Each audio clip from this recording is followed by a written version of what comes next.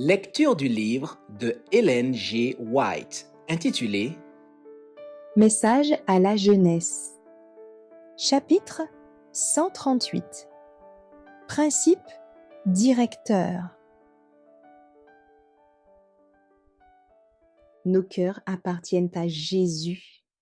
Il s'est acquis nos âmes à un prix infini. Il intercède auprès du Père en qualité de médiateur, non pas en mendiant, mais en vainqueur qui réclame ses droits. Il peut sauver complètement, car il est toujours vivant pour intercéder en notre faveur. Il n'est pas d'offrande plus précieuse, de don plus estimable que l'on puisse présenter à Dieu qu'un jeune cœur.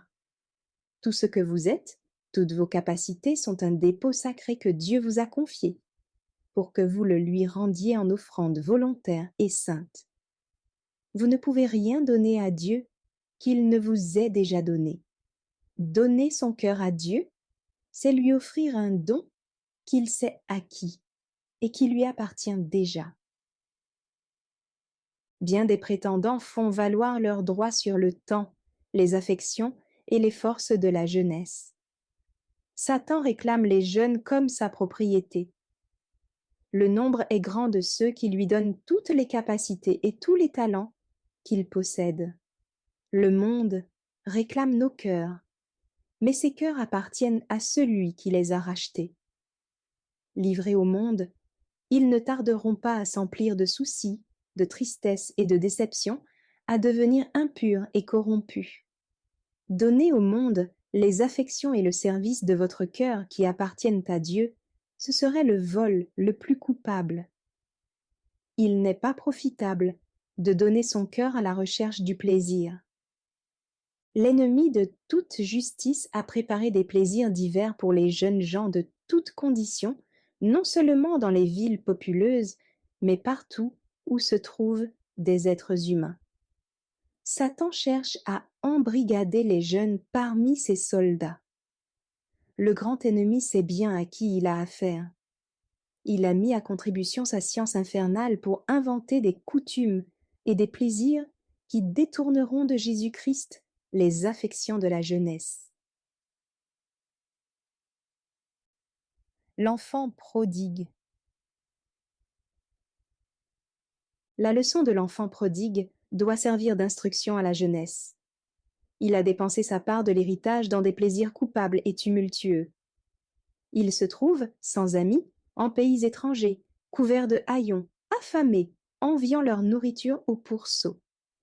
Il ne lui reste qu'un espoir, revenir, repentant et humilié, à la maison paternelle, où il sera accueilli, pardonné, réintégré dans l'amour du Père. Bien des jeunes gens, comme lui, vivent dans l'insouciance, dans le plaisir et la prodigalité, tournant le dos aux sources des eaux vives où ils pourraient puiser le vrai bonheur. Ils vont se creuser des citernes crevassées qui ne retiennent pas l'eau. L'invitation divine. Dieu adresse à tous les jeunes cette invitation. Mon fils, donne-moi ton cœur, je le conserverai pur, j'exaucerai ses souhaits en lui donnant le vrai bonheur. C'est parce que Dieu cherche le bonheur des jeunes qu'il leur demande de lui confier leur cœur, pour que toutes les facultés de l'être que Dieu a données soient conservées en pleine vigueur, en parfaite santé. Ils sont les dépositaires du don divin de la vie. C'est Dieu qui fait battre le cœur et qui vivifie toutes les facultés. De pures jouissances ne dégraderont aucun des dons de Dieu.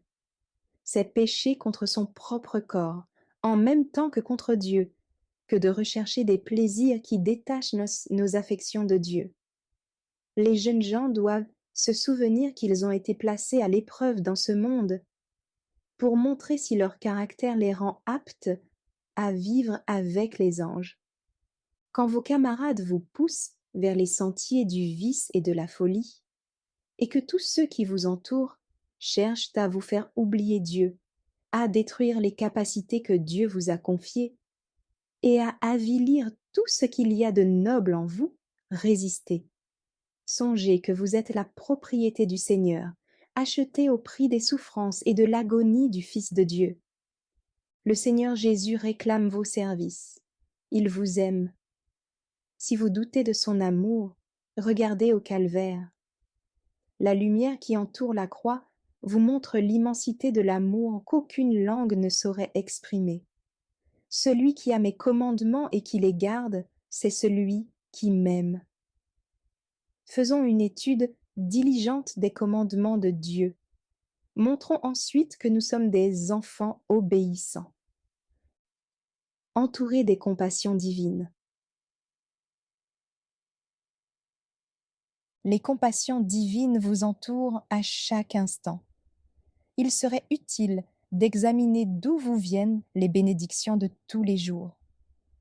Ces précieuses bénédictions divines doivent éveiller votre gratitude. Vous ne pouvez apprécier la sollicitude divine à votre égard, ni compter les bienfaits de Dieu, aussi nombreux que les gouttes d'une pluie rafraîchissante. Des nuées de miséricorde sont suspendues sur vous. Vous serez sensible au rafraîchissement quotidien, à la protection et à l'amour de Jésus. Vous serez dirigé dans les sentiers de la paix. Voyez les gloires de Dieu dans la nature, et que vos cœurs s'élèvent avec gratitude vers le Donateur. Le livre de la nature offre une étude profitable à l'esprit.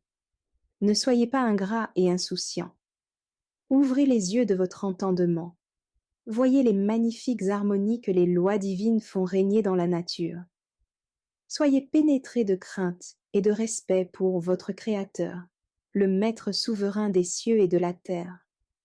Voyez-le, avec les yeux de la foi, se pencher sur vous avec tendresse et vous dire « Mon fils, ma fille, donne-moi ton cœur ».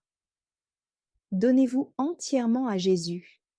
Alors vous pourrez dire avec des cœurs reconnaissants « Je sais que mon Rédempteur est vivant ». Votre foi en Jésus affermira vos desseins et donnera de la stabilité à votre caractère. Votre bonheur, votre paix, votre joie, votre succès dans la vie, tout cela dépend d'une foi sincère et confiante en Dieu. Cette foi produira une obéissance totale aux commandements de Dieu. Rien de plus efficace pour vous préserver de toute mauvaise habitude. Aucun mobile d'action béni plus puissant que votre connaissance de Dieu et votre foi en lui. Croyez en Jésus comme en celui qui pardonne vos péchés et qui veut vous voir vivre heureux dans les demeures qu'il est allé vous préparer. Il veut que vous viviez en sa présence, en possession de la vie éternelle et d'une couronne de gloire. Merci d'avoir écouté cette lecture. Si vous avez des questions ou des remarques sur le thème abordé, n'hésitez pas à les partager dans les commentaires et notre équipe ne manquera pas de les considérer. À bientôt sur lereste.org.